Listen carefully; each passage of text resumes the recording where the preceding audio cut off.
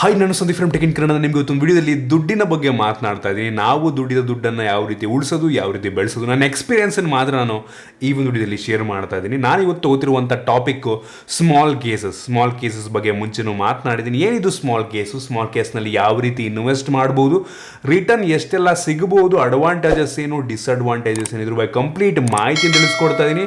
ಅದಕ್ಕಿಂತ ಮುಂಚೆ ನೀವು ನಮ್ಮ tech in Kannada YouTube subscribe ಮಾಡ್ಕೊಂಡಿದ್ದು ಬೆಲ್ ಐಕನ್ ಕೂಡ ಕ್ಲಿಕ್ ಮಾಡ್ಬೋದು. ಮತ್ತು ನಾನು ಏನು ಇವತ್ತು ಶೇರ್ ಮಾಡ್ತಾ ಇದ್ದೀನಿ ಇನ್ಫಾರ್ಮೇಷನ್, ಅದು ನನ್ನ ಎಕ್ಸ್ಪೀರಿಯನ್ಸನ್ನು ಮಾತ್ರ ಆಯಿತಾ. ನಾನು ಹೇಳಿದೆ ಅಂದ್ಬಿಟ್ಟು ಏನು ಕೂಡ ಮಾಡೋದಕ್ಕೆ ಹೋಗ್ಬಿಡಿ.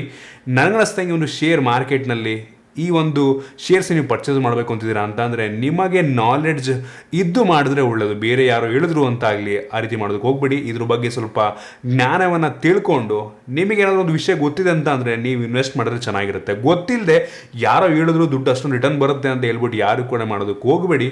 ಅದು ಸರಿಯಲ್ಲ ಅಂತ ನನ್ನ ಒಂದು ಅಭಿಪ್ರಾಯ. ಸೊ ನಾನು ಈ ಒಂದು ವಿಡಿಯೋದಲ್ಲಿ ನನ್ನ ಎಕ್ಸ್ಪೀರಿಯನ್ಸನ್ನು, ನನಗೆ ಗೊತ್ತಿರುವಂಥ ಮಾಹಿತಿಯನ್ನು ಮಾತ್ರ ಶೇರ್ ಮಾಡ್ತೀನಿ. ಫಸ್ಟ್ ಆಫ್ ಆಲ್, ಈ ಒಂದು ಸ್ಮಾಲ್ ಕೇಸಸ್ ಅನ್ನುವಂಥದ್ದು ಒಂದು ವೆಬ್ಸೈಟ್ ಆಯಿತಾ. ನೀವೇನು ಝೆರೋದಾ ಕೇಳಿರ್ತೀರಲ್ವ, ಅದೇ ರೀತಿ ಒಂದು ವೆಬ್ಸೈಟು.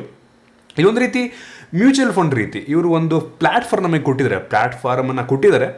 ಆ ಒಂದು ಪ್ಲ್ಯಾಟ್ಫಾರ್ಮನ್ನು ಯೂಸ್ ಮಾಡಿಕೊಂಡು ನಾವು ಶೇರ್ ಮಾರ್ಕೆಟಿಗೆ ಇನ್ವೆಸ್ಟ್ಮೆಂಟನ್ನು ಮಾಡ್ಬೋದು. ಈ ಒಂದು ಸ್ಮಾಲ್ ಕೇಸ್ ವೆಬ್ಸೈಟ್ನಲ್ಲಿ ನೀವು ಅಕೌಂಟ್ ಕ್ರಿಯೇಟ್ ಮಾಡಬೇಕಂತ ಅಂದರೆ ನಿಮ್ಮ ಹತ್ರ ಝೆರೋದಾದು ಡಿಮ್ಯಾಟ್ ಅಕೌಂಟ್ ಇರಬೇಕಾಗತ್ತೆ ಆಯಿತಾ. ನೀವೇನಾದ್ರು ಝೆರೋದಾ ಡಿಮ್ಯಾಟ್ ಅಕೌಂಟ್ ಇನ್ನೂ ಕ್ರಿಯೇಟ್ ಮಾಡಿಲ್ಲ ಅಂತ ಅಂದರೆ ಡಿಸ್ಕ್ರಿಪ್ಷನ್ ಲಿಂಕ್ ಕೊಡ್ತೀನಿ. ಆ ಲಿಂಕ್ನ ಯೂಸ್ ಮಾಡ್ಕೊಂಡು ನೀವು ಕ್ರಿಯೇಟ್ ಮಾಡ್ಬೋದು. ಇಂಡೈರೆಕ್ಟ್ ಸಪೋರ್ಟ್ ಮಾಡ್ದಂಗೆ ಅದು ಅಫಿಲಿಯೇಟ್ ಲಿಂಕ್ ಆಯಿತಾ. ಸೊ ಕ್ರಿಯೇಟ್ ಮಾಡಿಲ್ಲ ಅಂದರೆ ಅದಕ್ಕೆ ಹೋಗ್ಬಿಟ್ಟು ಸೈನ್ ಅಪ್ ಮಾಡಿ. ಝೆರೋದವ್ರಿಗೆ ಕಾಲ್ ಮಾಡಿ ನಿಮಗೆ ಇನ್ಸ್ಟ್ರಕ್ಷನ್ ಕೊಡ್ತಾರೆ ಯಾವ ರೀತಿ ನೀವು ಅಕೌಂಟನ್ನು ಕ್ರಿಯೇಟ್ ಮಾಡ್ಬೋದು ಅಂತ. ಕ್ರಿಯೇಟ್ ಮಾಡ್ಕೊಳ್ಳಿ, ಫ್ಯೂಚರು ಕೂಡ ಯೂಸ್ ಆಗ್ಬೋದು. ಝೆರೋದ ಅಕೌಂಟಿಂದ ನೀವು ಈ ಒಂದು ಸ್ಮಾಲ್ ಕೇಸ್ ಅಕೌಂಟಿಗೆ ಲಿಂಕ್ ಮಾಡಬೇಕಾಗುತ್ತೆ. ಫಾರ್ ಎಕ್ಸಾಂಪಲ್, ನೀವು ಗೂಗಲ್ ಅಕೌಂಟ್ ಕ್ರಿಯೇಟ್ ಮಾಡ್ತೀರಾ. ಎಷ್ಟೋ ಸಲ ಕೆಲವೊಂದು ಅಪ್ಲಿಕೇಶನ್ ಯೂಸ್ ಮಾಡ್ತಿರ್ಬೇಕಾದ್ರೆ ಗೂಗಲ್ ಅಕೌಂಟಿಂದ ಲಾಗಿನ್ ಆಗ್ತಾರೆ ನೋಡಿ. ಪಬ್ಜಿ ಆಡಬೇಕಾದ್ರೆ ಗೂಗಲ್ ಅಕೌಂಟಿಂದ ಲಾಗಿನ್ ಆಗ್ತಾರೆ ನೋಡಿ. ಅದೇ ರೀತಿ ಒಂದು ಸ್ಮಾಲ್ ಕೇಸಿಗೆ ಝೆರೋದಾ ಅಕೌಂಟಿಂದ ನೀವು ಸೈನ್ ಅಪ್ ಆಗಬೇಕಾಗುತ್ತೆ ಆಯಿತಾ. ಎಷ್ಟು ಸಿಂಪಲ್, ನೀವು ಏನೂ ಅವಶ್ಯಕತೆ ಇಲ್ಲ, ಝೆರೋದಾ ಅಕೌಂಟ್ ಇದ್ದರೆ ಸಾಕು. ಅದರಿಂದ ನೀವು ಈ ಒಂದು ಸ್ಮಾಲ್ ಕೇಸಿಗೆ ಸೈನ್ ಅಪ್ ಆಗ್ಬೋದು. ಸ್ಮಾಲ್ ಕೇಸ್ ಒಳಗೆ ಏನಪ್ಪ ಇರುತ್ತೆ ಅಂತಂದರೆ bunch of baskets of stocks ಅಂತ ಆಯಿತಾ. ಅಂದರೆ ನೀವು ಯಾವ ರೀತಿ ಮ್ಯೂಚುವಲ್ ಫಂಡಿಗೆ ಇನ್ವೆಸ್ಟ್ ಮಾಡ್ತೀರಾ, ಮ್ಯೂಚುವಲ್ ಫಂಡಲ್ಲಿ ಕೆಲವೊಂದು ಸ್ಟಾಕ್ಸ್ಗಳನ್ನ ಫಂಡ್ ಮ್ಯಾನೇಜರ್ಗಳು ಇಟ್ಟಿರ್ತಾರೆ. ಯಾವುದೋ ಎಷ್ಟೋ ಸ್ಮಾಲ್ ಕ್ಯಾಪು, ಮಿಡ್ ಕ್ಯಾಪು, ಯಾವುದೋ ಕ್ಯಾಪ್ಗಳಿರ್ತವೆ ಆಯಿತಾ. ಸೊ ಅದಕ್ಕೆ ನೀವು ಇನ್ವೆಸ್ಟ್ ಮಾಡ್ತೀರಾ ಆಯಿತಾ. ಸೊ ಅದೇ ರೀತಿ ಈ ಒಂದು ಸ್ಮಾಲ್ ಕೇಸಲ್ಲಿ ಎಕ್ಸ್ಪರ್ಟ್ಗಳು ಕೆಲವೊಂದು ಬಂಚ್ ಆಫ್ ಸ್ಟಾಕ್ಸನ್ನು ಇಟ್ಟಿರ್ತಾರೆ. ಈ ಒಂದು ಮ್ಯೂಚುವಲ್ ಫಂಡಲ್ಲಿ ಎಷ್ಟೋ ಸಲ 50-100 ಸ್ಟಾಕ್ಸಿಗೆಲ್ಲ ಇನ್ವೆಸ್ಟ್ ಮಾಡಿರ್ತಾರೆ ಆ ಒಂದು ಫಂಡ್ ಮ್ಯಾನೇಜರ್ಗಳು. ಆದರೆ ಈ ಒಂದು ಸ್ಮಾಲ್ ಕೇಸಲ್ಲಿ ಕೆಲವು ಆಯ್ದ ಒಳ್ಳೆಯ ಸ್ಟಾಕ್ಸ್ಗಳನ್ನು ನೀವು ಬೈ ಮಾಡ್ದಂಗೆ, ಒಂದು ರೀತಿ ನೀವೇ ಡೈರೆಕ್ಟಾಗಿ ಬೈ ಮಾಡ್ದಂಗೆ ಈ ಒಂದು ಸ್ಟಾಕ್ಸನ್ನು ಈ ಒಂದು ಸ್ಮಾಲ್ ಕೇಸ್ ಮುಖಾಂತರ, ಅದು ಸಿಸ್ಟಮ್ಯಾಟಿಕ್ ಆಗಿ. ಈ ಒಂದು ಸ್ಮಾಲ್ ಕೇಸ್ಗಳಲ್ಲಿ ಎಷ್ಟೋ ಸ್ಮಾಲ್ ಕೇಸ್ ಇರುತ್ತೆ ಆಯಿತಾ. ವ್ಯಾಲ್ಯೂ ಆ್ಯಂಡ್ ಮೊಮೆಂಟಮ್ ಅಂತ ಇವರ ಸ್ಮಾಲ್ ಕೇಸ್ ಅವರೇ ಫ್ರೀಯಾಗಿ ಕೊಡ್ತಾರೆ ಅದನ್ನು ಆಯಿತಾ. ವ್ಯಾಲ್ಯೂ ಆ್ಯಂಡ್ ಮೊಮೆಂಟಮ್ ಅಂತ ಮೆಂಟಲ್ ಟ್ರ್ಯಾಕಿಂಗ್ ತೋರಿಸ್ತಾ ಇದ್ದೀನಿ, ಗಮನಿಸ್ತಾ ಇದ್ದೀರಾ ಆಯಿತಾ. ಇದರಲ್ಲಿ ಇಯರ್ಲಿ ರಿಟರ್ನ್ನ ಕೂಡ ಅವರು ತೋರಿಸ್ತಾ ಇದ್ದಾರೆ. IT ಟ್ರ್ಯಾಕರ್ ಅಂತ ಇದರಲ್ಲಿ 134% ಒಂದು ವರ್ಷದಿಂದ ರಿಟರ್ನ್ ಕೊಟ್ಟಿರುವಂಥದ್ದು. ನೇಕೆಡ್ ಟ್ರೇಡರ್ ಅಂತ 124% ರಿಟರ್ನ್. ಈ ರೀತಿ ಇಯರ್ಲಿ ಒಂದು ವರ್ಷದ ರಿಟರ್ನ್ ಆಯಿತು. ಈ ರೀತಿ ತುಂಬ ಈ ಒಂದು ಬ್ಯಾಸ್ಕೆಟ್ ಆಫ್ ಸ್ಟಾಕ್ಸ್ಗಳಿರುತ್ತೆ. ಇದ್ರ ಬಗ್ಗೆ ಆಮೇಲೆ ಡೆಡಿಕೇಟೆಡ್ ವಿಡಿಯೋ ಮಾಡ್ತೀನಿ ಆಯಿತಾ. ಯಾವುದೆಲ್ಲ ಚೆನ್ನಾಗಿದೆ, ಯಾವುದೆಲ್ಲ ಬ್ಯಾಸ್ಕೆಟ್ ಚೆನ್ನಾಗಿದೆ, ಯಾವುದೆಲ್ಲ ಸ್ಮಾಲ್ ಕೇಸ್ ನಾವು ಪರ್ಚೇಸ್ ಮಾಡ್ಬೋದು ಅಂತ ಇದ್ರ ಬಗ್ಗೆ ಆಮೇಲೆ ಮಾತನಾಡ್ತೀನಿ. ಮೊದಲನಾಗಿ CAGRನ ಕೂಡ ತೋರಿಸ್ಬಿಡ್ತೀನಿ ಆಯಿತಾ. CAGR ಅಂತಂದರೆ ಒಂದು ವರ್ಷದ ರಿಟರ್ನ್ ಆಯಿತಾ. ಅಂದರೆ ಈ ಒಂದು ಸ್ಮಾಲ್ ಕೇಸ್ ಶುರುವಾದಾಗಿಂದ ಪ್ರತಿ ವರ್ಷ ಎಷ್ಟು ರಿಟರ್ನ್ನ ಕೊಡ್ತಾ ಇದೆ ಅಂತ ಅಂದರೆ CAGR ಅಂತ ಅದಕ್ಕೆ ಇರುತ್ತೆ ಆಯಿತಾ. CAGR ಇಲ್ಲಿ ನೋಡ್ಬೋದು 27% ಇದೆ. ಇದು ಯಾವುದು ಕ್ಯಾನ್ ಸ್ಲಿಮ್ ಅಂತ ಏನೋ ಇದೆ ಇದು. ಸೊ ಈ ಸ್ಮಾಲ್ ಕೇಸು ಪ್ರತಿ ವರ್ಷ ಶುರುವಾದಾಗಿಂದ, ಯಾವಾಗ ಶುರುವಾಗಿದೆ ಅದನ್ನು ಕೂಡ ಇಲ್ಲಿ ನಾವು ನೋಡ್ಬೋದು. ಇದು ಶುರುವಾಗಿರುವಂಥದ್ದು 2014ನೇ ಇಸ್ವಿ. 2014ನೇ ಇಸ್ವಿಯಿಂದ ಪ್ರತಿ ವರ್ಷ ಇದು 27% ರಿಟರ್ನ್ ಕೊಡ್ತಾ ಇರುವಂಥದ್ದು. ಕ್ರೇಜಿ ಅಂತ ಹೇಳಕ್ಕೆ ಇಷ್ಟಪಡ್ತೀನಿ. ಅದು 27% ವರ್ಷ ಅಂತ ಅಂದರೆ ಅಲ್ಟಿಮೇಟ್. ಅದು ನೀವು ಇದಕ್ಕೆ ಯಾವುದೇ ದುಡ್ಡನ್ನು ಪೇ ಮಾಡಬೇಕಾಗಿಲ್ಲ. ಮತ್ತು ರಿಸ್ಕ್ ಕೂಡ ಇರುತ್ತೆ. ಅದಕ್ಕೆ ಮಾಡರೇಟ್ ವೊಲಟಾಲಿಟಿ ಅಂತ ಇರುವಂಥದ್ದು, ಅಂದರೆ ಮಾಡರೇಟ್ ರಿಸ್ಕ್ ಇರುತ್ತೆ. ಯಾವುದೇ ಯೂಶಲಿ ನೀವು ಮ್ಯೂಚುವಲ್ ಫಂಡ್ ತೊಗೊಂಡ್ರು ರಿಸ್ಕ್ ಇದ್ದೇ ಇರುತ್ತೆ, ಸ್ಟಾಕ್ಸ್ ತೊಗೊಂಡ್ರು ರಿಸ್ಕ್ ಇದ್ದೇ ಇರುತ್ತೆ ಆಯಿತಾ. ಸೊ ಅದನ್ನು ಕೂಡ ಇದರಲ್ಲಿ ಮೆನ್ಷನ್ ಮಾಡಿರ್ತಾರೆ, ಗಮನಿಸ್ತಾ ಇದ್ರೆ ಆಯಿತಾ. ಡಿವಿಡೆಂಡ್ ಸ್ಟಾರ್ ಅಂತ ಒಂದಿದೆ ಆಯಿತಾ. ಸೊ ಅದು 24% ಇಯರ್ಲಿ ರಿಟರ್ನ್ ಕೊಡ್ತಾ ಇರುವಂಥದ್ದು. ಇದು ಯಾವಾಗ ಶುರುವಾಗಿದೆ? 2014ರಿಂದ ಪ್ರತಿ ವರ್ಷ 24% ಆ್ಯಾವ್ರೇಜ್ ರಿಟರ್ನ್ ಅದು ಆಯಿತಾ. ಪ್ರತಿ ವರ್ಷ ಅಷ್ಟೇ ಕೊಡುತ್ತೆ ಅಂತಲ್ಲ, ಒಂದು ವರ್ಷ ಕಡಿಮೆ ಕೊಡ್ಬೋದು, ಒಂದು ವರ್ಷ ಜಾಸ್ತಿ ಕೊಡ್ಬೋದು. ಒಟ್ಟಿಗೆ 2014ರಿಂದ 24% ಆ್ಯಾವ್ರೇಜ್ ರಿಟರ್ನ ಕೊಟ್ಟಿರುವಂಥದ್ದು. ಯಾವ ಮ್ಯೂಚುವಲ್ ಫಂಡ್ ಕೂಡ 24% ಯೂಶಲಿ ಕೊಡೋದಿಲ್ಲ. ಯಾವ ಬ್ಯಾಂಕ್ ಕೂಡ ನಿಮ್ಗೆ ಅಷ್ಟೊಂದು ಪರ್ಸೆಂಟ್ ವರ್ಷಕ್ಕೆ ರಿಟರ್ನ್ ಕೊಡೋದಿಲ್ಲ. ಬ್ಯಾಂಕಲ್ಲಿ ನಿಮಗೆ ಏನು ಫುಲ್ ಕಡಿಮೆ ಹೋಗಿದೆ ರಿಟರ್ನ್ಸ್ ಎಲ್ಲ. ಇಯರ್ಲಿ ಏನು ಬಡ್ಡಿ ಕೊಡ್ತಾರಲ್ವ FDಗೆ ತುಂಬ ಕಡಿಮೆ ಹೋಗಿದೆ. ಏನೊಂದು 6% 7% ಕೊಡ್ಬೋದು ಜಾಸ್ತಿ ಅಂತ ಅಂದರೆ ಅಂಥ ಪರಿಸ್ಥಿತಿ ಬಂದಿರುವಂಥದ್ದು ಆಯಿತಾ. ಸೊ 6-7%ಅಲ್ಲಿ 24-27%ಅಲ್ಲಿ ಯೋಚನೆ ಮಾಡಿ ನೋಡಿ ಆಯಿತಾ. ಸೊ ಇದೊಂದು ಅಡ್ವಾಂಟೇಜು.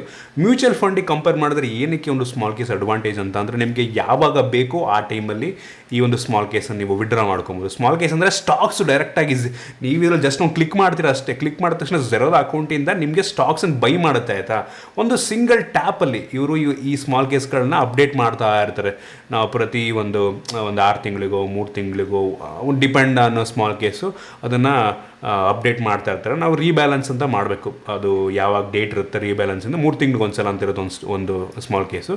3 ತಿಂಗಳು ಒಂದ್ಸಲ ರೀಬ್ಯಾಲೆನ್ಸ್ ಒಂದೇ ಒಂದು ಕ್ಲಿಕ್ ಮಾಡಿದ್ರೆ ಸಾಕು, ಆಟೋಮೆಟಿಕ್ಕಾಗಿ ಆ ಒಂದು ಸ್ಟಾಕ್ಸ್ಗಳನ್ನ ಯಾವ್ದು ಬೇಡ ಆ ಸ್ಟಾಕ್ಸನ್ನು ಸೆಲ್ ಮಾಡಿ ಯಾವ ಸ್ಟಾಕ್ಸ್ ಬೇಕೋ ಅದನ್ನೇ ಆಟೋಮೆಟಿಕ್ ಅದೇ ಬೈ ಮಾಡುತ್ತೆ. ನಿಮ್ಗೇನು ರಿಸ್ಕ್ ಇಲ್ಲ. ಅವರೇನೇ ಎಕ್ಸ್ಪರ್ಟ್ಗಳು ಆಯ್ದ ಒಂದು ಸ್ಟಾಕ್ಸ್ಗಳನ್ನ ಅದರಲ್ಲಿ ಆ ಒಂದು ಸ್ಮಾಲ್ ಕೇಸಲ್ಲಿ ಹಾಕಿರ್ತಾರೆ ಅಷ್ಟೇ, ಬೇರೆ ಏನೂ ಇಲ್ಲ. ಅಡ್ವಾಂಟೇಜ್ ಏನಂತ ಅಂದರೆ ಇದರಲ್ಲಿ ನಿಮಗೆ ಎಲ್ಲ ನಿಮ್ಮ ಕಂಟ್ರೋಲ್ ಇರುತ್ತೆ. ಡಿವಿಡೆಂಡ್ಸ್ಗಳು ಬರುತ್ತೆ. ಡಿವಿಡೆಂಡ್ಸ್ ಅಂತಂದರೆ ನೀವೇನಾದರೂ ಒಂದು ಸ್ಟಾಕ್ಸನ್ನು ಪರ್ಚೇಸ್ ಮಾಡಿದಿರ ಅಂತಂದರೆ ಆ ಒಂದು ಕಂಪನಿಯವರು ಡಿವಿಡೆಂಡ್ ಅಂತ ಒಂದು 3 ತಿಂಗಳಿಗೋ 4 ತಿಂಗಳಿಗೋ ಒಂದೊಂದು ಸಲ ಡಿವಿಡೆಂಡ್ ಅಂತ ಇಷ್ಟು ರೂಪಾಯಿ ಒಂದೊಂದು ಸ್ಟಾಕ್ ಇಷ್ಟು ರೂಪಾಯಿ ಅಂತ ಡಿವಿಡೆಂಡ್ ಕೊಡ್ತಾ ಇರ್ತಾರೆ. ಆ ಡಿವಿಡೆಂಟು ನಿಮಗೆ ಈ ಒಂದು ಸ್ಮಾಲ್ ಕೇಸಲ್ಲಿ ಸಿಗುತ್ತೆ. ಆದರೆ ನಿಮಗೆ ಈ ಒಂದು ಮ್ಯೂಚುವಲ್ ಫಂಡಲ್ಲಿ ಆ ಡಿವಿಡೆಂಡ್ ಸಿಗೋದಿಲ್ಲ ಆಯಿತಾ. ಮತ್ತು ಮ್ಯೂಚುವಲ್ ಫಂಡಲ್ಲಿ ನಿಮಗೆ ಒಂದು ವರ್ಷ ನೀವು ತೆಗಿಯಂಗಿರಲ್ಲ. ಒಂದು ವರ್ಷಕ್ಕಿಂತ ಮುಂಚೆ ತೆಗೆದ್ರೆ ಇಷ್ಟು % ನೀವು ಇದನ್ನು ಕಟ್ಟಾಗುತ್ತೆ ಅಂತೆಲ್ಲ ಇರುತ್ತೆ. ಬಟ್ ಈ ಒಂದು ಸ್ಮಾಲ್ ಕೇಸಲ್ಲಿ ಆ ರೀತಿ ಏನೂ ಇರೋದಿಲ್ಲ. ನಿಮಗೆ ಯಾವಾಗ ಬೇಡ ಆವಾಗ ನೀವು ಆರಾಮಾಗಿ ಏನೋ ಸ್ಮಾಲ್ ಕೇಸನ್ನು ಸೆಲ್ ಮಾಡ್ಬೋದು. ನಿಮ್ಗೆ ಆರಾಮಾಗಿ ಆ ಮೊಮೆಂಟಿಗೆ ದುಡ್ಡು ಬರುತ್ತೆ 70-80%. ನೆಕ್ಸ್ಟ್ ಡೇ ಆಮೇಲೆ ಉಳಿದು ಬರುತ್ತೆ ಆಯಿತಾ. ಸೊ ಇದೊಂದು ಅಡ್ವಾಂಟೇಜು. ಈ ಒಂದು ಸ್ಮಾಲ್ ಕೇಸಲ್ಲಿ ಕಂಪ್ಲೀಟ್ ನಿಮ್ಮ ಕಂಟ್ರೋಲ್ ಇರುತ್ತೆ. ಸೊ ಇದೊಂದು ಪ್ಲಸ್ ಪಾಯಿಂಟ್ ಅಂತ ಹೇಳೋಕ್ಕೆ ಇಷ್ಟಪಡ್ತೀನಿ ಆಯಿತಾ. ಸೊ ಕೆಲವೊಂದು ಸ್ಮಾಲ್ ಕೇಸ್ಗಳು ಕೂಡ ಇರುವಂಥದ್ದು ಆಯಿತಾ. ಕೆಲವೊಂದು ಸ್ಮಾಲ್ ಕೇಸ್ಗಳು ನಾನು ಕೂಡ ಕೆಲವೊಂದು ಯೂಸ್ ಮಾಡ್ತೀನಿ.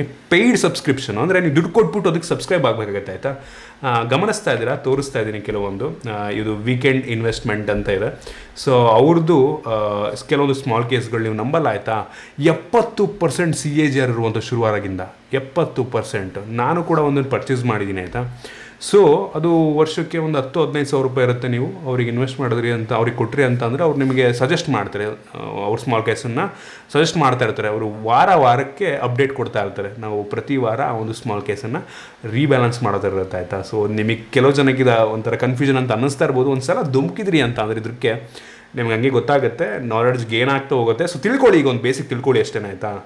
ನಾನು ಹೇಳ್ದೆ ಅಂತ ಮಾಡೋದಕ್ಕೆ ಹೋಗಬೇಡಿ, ಜಸ್ಟ್ ಒಂದು ಇನ್ಫಾರ್ಮೇಷನ್ ತಿಳ್ಕೊಳ್ಳಿ ಆಯಿತಾ. ಈ ಒಂದು ಗಮನಿಸ್ತಾ ಇದ್ರೆ ಈ ಒಂದು ಸ್ಮಾಲ್ ಕೇಸ್ ಆಯಿತಾ, STATH ಅಂತ ಆಯಿತಾ. ಸೊ ಈ ಸ್ಮಾಲ್ ಕೇಸು ಶುರುವಾಗಿರುವಂಥದ್ದು 2016ರಲ್ಲಿ. 2016ರಿಂದ ಪ್ರತಿ ವರ್ಷ ಇನ್ ಆ್ಯಾವ್ರೇಜ್ ಇದು 74% ಕೊಡ್ತಿರುವಂಥದ್ದು. ಯಾರು 74% ಕೊಡ್ತಾರೆ ಯೋಚನೆ ಮಾಡಿದ್ದೀವನೇ.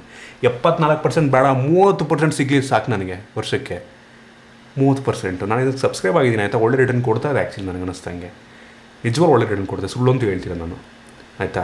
ಸೊ 74% ಕೊಡ್ತಾ ಇರುವಂಥದ್ದು ಕ್ರೇಜಿ ಅಂತ ಹೇಳಕ್ಕೆ ಇಷ್ಟಪಡ್ತೀನಿ. ನೀವೇನಾದರೂ 1 ಲಕ್ಷ ಇನ್ವೆಸ್ಟ್ ಮಾಡಿದಿರ ಅಂದರೆ ಪ್ರತಿ ವರ್ಷ ಅದು 74,000 ಅಡಿಷನಲ್ ದುಡ್ಡು ಕೊಡ್ತಿರುವಂಥದ್ದು. ಯಾರು ಕೊಡ್ತಾರೆ ಒಂದು ವರ್ಷಕ್ಕೆ 74,000 1 ಲಕ್ಷ ಇನ್ವೆಸ್ಟ್ ಮಾಡಿದಿರ ಅಂತ ಅಂದರೆ ಆಯಿತಾ. ಇದನ್ನು ಆ್ಯಾವ್ರೇಜ್ ಹೇಳ್ತಾರೆ. ಅದನ್ನು ಒಂದು ವರ್ಷ ಕಡಿಮೆನಾದರೂ ಆಗ್ಬೋದು, ಒಂದು ವರ್ಷ ಜಾಸ್ತಿನಾದರೂ ಆಗ್ಬೋದು. ಒಟ್ಟಿಗೆ ಶುರುವಾದಾಗಿಂದ ಇನ್ನೇನು ಆ್ಯಾವ್ರೇಜ್ ಪ್ರತಿ ವರ್ಷ 74% CAGR ಅಂತಂದರೆ ಕ್ರೇಜಿ ಅಂತ ಹೇಳೋಕ್ಕೆ ಇಷ್ಟಪಡ್ತೀನಿ ಆಯಿತಾ. ಸೊ ಇದ್ರ ಬಗ್ಗೆ ನೀವು ಸುಮ್ಮನೆ ಹೇಳ್ದಂತ ಇನ್ವೆಸ್ಟ್ ಮಾಡೋದಕ್ಕೆ ಹೋಗಬೇಡಿ. ಸ್ವಲ್ಪ ರಿಸರ್ಚ್ ಮಾಡಿ ತಿಳ್ಕೊಳ್ಳಿ ಇದ್ರ ಬಗ್ಗೆ. ಸೊ ನನಗನ್ನಿಸ್ತಂಗೆ ಯಾವ ಮ್ಯೂಚುವಲ್ ಫಂಡ್ ಕೂಡ ಇಷ್ಟೊಂದು ರಿಟರ್ನ್ ಕೊಡೋದಿಲ್ಲ. ಕೆಲವೊಂದು ಗೊತ್ತಿಲ್ಲದಿರುವಂಥ ವಿಷಯಗಳು ನೀವು ಹುಡುಕಿದ್ರೆ ಸಿಗಲ್ಲ, ನೀವು ಗೂಗಲ್ ಹುಡುಕಿದ್ರೆ ಸಿಗಲ್ಲ. ಇವೆಲ್ಲ ಯಾರು ಇದು ನಿಮಗೆ ಹೇಳ್ಕೊಡೋದಕ್ಕೂ ಹೋಗಲ್ಲ. ಸೊ ಈ ರೀತಿ ಸ್ಮಾಲ್ ಕೇಸ್ಗಳು ಏನೋ ಇರುತ್ತೆ ಆಯಿತಾ. ಒಂದು ಸಲ ತಿಳ್ಕೊಂಬಿಟ್ಟು ಇನ್ವೆಸ್ಟ್ ಮಾಡಿ ಆಯಿತಾ. ಇದರಲ್ಲಿ ಅಂಥ ಹೆವಿ ರಿಸ್ಕು ಇರೋದಿಲ್ಲ ಕಂಪೇರೇಟಿವ್ಲಿ. ಏನಕ್ಕೆ ಅಂದರೆ ಇದರಲ್ಲಿ ಬರೀ 10 ಸ್ಟಾಕ್ಸ್ ಇರುತ್ತೆ ಆಯಿತಾ. ಅದರಲ್ಲಿ ಅವನು 10 ಚೂಸ್ ಮಾಡಿರ್ತಾನೆ. ನಾವೇನು ದುಡ್ಡು ಕೊಟ್ಟು ಪರ್ಚೇಸ್ ಮಾಡಿರ್ತೀವಲ್ವ, ಅವ್ನು 10 ಸ್ಟಾಕ್ಸನ್ನು ನಮಗೆ ಸಜೆಸ್ಟ್ ಮಾಡಿರ್ತಾನೆ. ಜಸ್ಟ್ ಒಂದು ಬಟನಲ್ಲಿ ನಾವೆಲ್ಲ ಅದೇ ಆಟೋಮೆಟಿಕ್ ಆಗಿಬಿಡುತ್ತೆ. 10 ಸ್ಟಾಕ್ಸಲ್ಲಿ ಒಂದು 7 ಸ್ಟಾಕ್ಸು ನಿಮಗೆ ಒಳ್ಳೆ ರಿಟರ್ನ್ ಕೊಟ್ಟರು, 3 ಸ್ಟಾಕ್ಸ್ ಕೊಡಲಿಲ್ಲ ಅಂದರೂ ಕೂಡ ಪಾಸಿಟಿವಲ್ಲೇ ಇರ್ತೀರ ನೀವು. ಸೊ ಒಂದು ಸ್ವಲ್ಪ ರಿಸ್ಕು ಕಡಿಮೆ ಆಗುತ್ತೆ. ಸೊ ಲೋ ವೊಲಟಾಲಿಟಿ ಅಂತ ಕೂಡ ಇರುವಂಥದ್ದು ಗಮನಿಸ್ತಾ ಇದ್ದೀರಾ. ಅಷ್ಟೊಂದು ರಿಸ್ಕ್ ಇಲ್ಲ, ಬಟ್ ಸ್ಟಿಲ್ ಒಳ್ಳೆ ರಿಟರ್ನ್ ಕೊಡ್ತಾ ಇರುವಂಥದ್ದು. ಸೊ ಇದ್ರ ಮೇಲೆ ನಿಜವಾಗ್ಲೂ ಯಾರೋ ಹೇಳೋಕೆ ಹೋಗಲ್ಲ. Small case one of the best platform ಇದಕ್ಕೋಸ್ಕರ ನನಗನ್ನಿಸ್ದಂಗೆ. ಸೊ ನೋಡಿ, ಈ 2 ಲಿಂಕ್ ನಾನು ಕೊಡ್ತೀನಿ. ಒಂದ್ಸಲ ರಿಸರ್ಚ್ ಮಾಡಿ ಫಸ್ಟು ನೀವು ಆಯಿತಾ. ನೀವು ಫಸ್ಟ್ ತಿಳ್ಕೊಂಡು ಕಾನ್ಫಿಡೆನ್ಸ್ ಲೆವೆಲ್ ಬರೋ ತನಕ ಯಾರು ಕೂಡ ಇನ್ವೆಸ್ಟ್ ಮಾಡೋದಕ್ಕೆ ಹೋಗಬೇಡಿ. ಸೊ ಇದನ್ನು ಶೇರ್ ಮಾಡಬೇಕು ಅಂತ ಇತ್ತು. ಮಚ್ ಬೆಟರ್ ದ್ಯಾನ್ ನನಗೆ ಮ್ಯೂಚುವಲ್ ಫಂಡ್ ಅಂತ ಅನ್ನಿಸ್ತಾ ಇದೆ. ಏನಕ್ಕೆ ಅಂದರೆ ಡೈರೆಕ್ಟಾಗಿ ನಾವೇ ಇನ್ವೆಸ್ಟ್ ಮಾಡ್ದಂಗೆ ಸ್ಟಾಕ್ ಮಾರ್ಕೆಟಿಗೆ ಈ ಝೆರೋದ ಮುಖಾಂತರ. ಸೊ ಅದರಿಂದ ಪಕ್ಕ ನಾನು ಇದನ್ನು ನೀವು ಟ್ರೈ ಮಾಡಿ ಅಂತೀನಿ. ಗೊತ್ತಿಲ್ಲದೆ ಅಂತೂ ಮಾಡೋದಕ್ಕೆ ಹೋಗ್ಬೇಡಿ. ಸೊ ಇದರಲ್ಲೂ ಒಂದು ಡಿಸಡ್ವಾಂಟೇಜ್ ಏನಪ್ಪ ಅಂತಂದರೆ ಮಿನಿಮಮ್ ಇಷ್ಟು ಇನ್ವೆಸ್ಟ್ ಮಾಡಬೇಕಂತ ಇರುತ್ತೆ, ಆಯಿತಾ. ಮಿನಿಮಮ್ ಇಷ್ಟು ಇನ್ವೆಸ್ಟ್ ಮಾಡಲೇಬೇಕು. ಸೊ ಅದೊಂದು ನಿಮಗೆ ನೆಗೆಟಿವಿಟಿ ಅಂತ ಬೇಕಾದ್ರೆ ಹೇಳ್ಬೋದು ನೀವು. ಸೊ ಕೆಲವೊಂದಕ್ಕೆ ನೋಡ್ಬೋದು, ಇಲ್ಲಿ ಮಿನಿಮಮ್ ಇನ್ವೆಸ್ಟ್ಮೆಂಟು 48,000 ಅಂತ ಇದೆ, ಮಿನಿಮಮ್ 22,000 ಅಂತ ಇದೆ, 62,000, 49,000.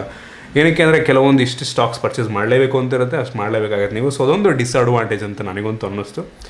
ಕಡಿಮೆದು ಇದೆ, 2-3 ಸಾವಿರ ರೂಪಾಯಿದು ಇದೆ, 10,000 ರೂಪಾಯಿದು ಇದೆ. ಸೊ ಅದು ನೋಡಿಕೊಂಡು ರಿಟರ್ನ್ ಬೇಸ್ ಮೇಲೆ ನೀವು ಅದನ್ನು ಬೇಕಾದರೆ ಚೂಸ್ ಮಾಡ್ಬೋದು.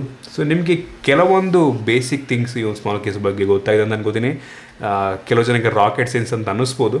ಸೊ ನಿಧಾನಕ್ಕೆ ಅರ್ಥ ಆಗುತ್ತೆ, ನೀವು ಯಾವಾಗ ಇದಕ್ಕೆ ಇಳಿತೀರ ಆಗಲೇ ನಿಧಾನಕ್ಕೆ ನಿಮಗೆ ಗೊತ್ತಾಗ್ತಾ ಹೋಗುತ್ತೆ. ಸೊ ತಲೆ ಕೆಡಿಸ್ಕೊಳ್ಳೋದಕ್ಕೆ ಹೋಗ್ಬೇಡಿ, ರಿಸರ್ಚ್ ಮಾಡಿ ಸ್ವಲ್ಪ ಇದ್ರ ಬಗ್ಗೆ. ಸೊ ನಿಮಗೆ ಈ ಒಂದು ವಿಡಿಯೋ ಇಷ್ಟ ಆಗಿದೆ ಅಂತ ಅನ್ಕೋತೀನಿ. ಇಷ್ಟ ಆದಬಿಟ್ಟು ಲೈಕ್ ಮಾಡಿ, ಶೇರ್ ಮಾಡಿ. ಇದೇ ರೀತಿ ನಮ್ಮ ಬೇರೆ ವಿಡಿಯೋ ನಮ್ಮ tech in Kannada YouTube channel subscribe ಮಾಡ್ಕೊಂಡಿಲ್ಲ, ಸಬ್ಸ್ಕ್ರೈಬ್ ಮಾಡ್ಕೊಳ್ಳಿ ಮತ್ತು ಬೆಲ್ ಐಕನ್ ಕೂಡ ಕ್ಲಿಕ್ ಮಾಡ್ಬೋದು. ಸಿಗೋಣ ಮುಂದಿನಲ್ಲಿ.